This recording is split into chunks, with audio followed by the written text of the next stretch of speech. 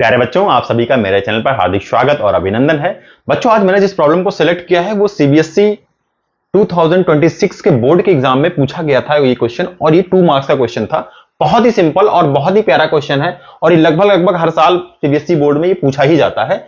और इसमें ये कहा गया है कि एचसीएफ ऑफ 2 नंबर्स गिवन है एक एक्सप्रेशन के फॉर्म में, तो आपको उस एक्सप्रेशन से एक अननोन m है, इस m की वैल्यू फाइंड आउट करनी थी।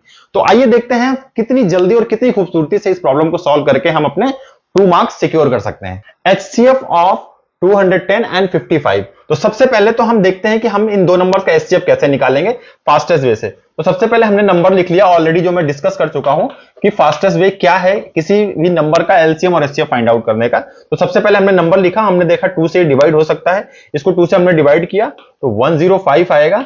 ये 55 तो डिवाइड नहीं होने वाला भैया, इसको एज इट इज लिख लेते हैं। नाउ इसे मत चेक करिए, सबसे पहले आप 5 से हो रहा है तो 5 से चेक कर लीजिए, कोई सीक्वेंस की जरूरत नहीं है आपको, ठीक है ना। आपने 5 से चेक किया, ये 2 यहां पर आएगा 1, ये 11, फिर आप देख रहे हैं कि अब ये 3 से कैंसिल आउट हो सकता है तो ये 7 हो जाएगा, 11 एज इट इज रखिएगा। नाउ अब ये 7 से कैंसिल आउट हो जाएगा 1, 11 एज इट इज, और नेक्स्ट 11 से हो जाएगा 1, 1, और 9 अब हमें यहीं पे स्टॉप करना है, ठीक है ना, यहीं पर हमें स्टॉप कर देना है। अब हमारे पास ये वैल्यूज आ गई।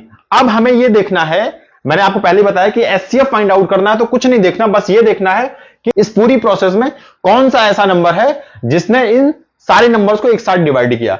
2 के केस में अगर मैं लेता हूं तो इसको तो डिवाइड कर रहा है बट इसको डिवाइड नहीं कर रहा है। 5 के केस में मैं देखता हूं तो 105 को भी डिवाइड कर रहा है और 55 को भी, तो ये हमारा एक नंबर हो गया। नेक्स्ट 3 भी डिवाइड नहीं कर रहा है, 3 इसको कर रहा है बट इसको नहीं कर रहा है, 7 इसको कर रहा है बट इसको नहीं कर रहा है, 11 इसको नहीं कर रहा है और इसको कर रहा है।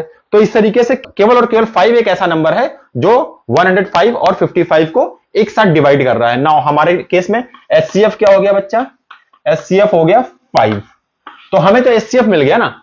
अब ये कह रहा है कि ये जो एचसीएफ है ये इस एक्सप्रेशन के इक्वल है, तो बड़ा ही सिंपल है, हमने इसको इक्वेट कर दिया किसके, 210 multiplied by 5 plus 55 into m। अब इसे सॉल्व कर लेंगे हम, तो यहां से जब सॉल्व करेंगे तो minus 55m is equals to 0, 5, 10 minus 5, ये 5 जो आपने एचसीएफ निकाला वो इस तरफ आ गया। इसकी वैल्यू कितनी आ गई बच्चा, 1045, ठीक है ना। नाउ m की वैल्यू फाइंड आउट करेंगे यहां से, तो ये आ जाएगा माइनस ब्रैकेट में 1045 डिवाइडेड बाई 55।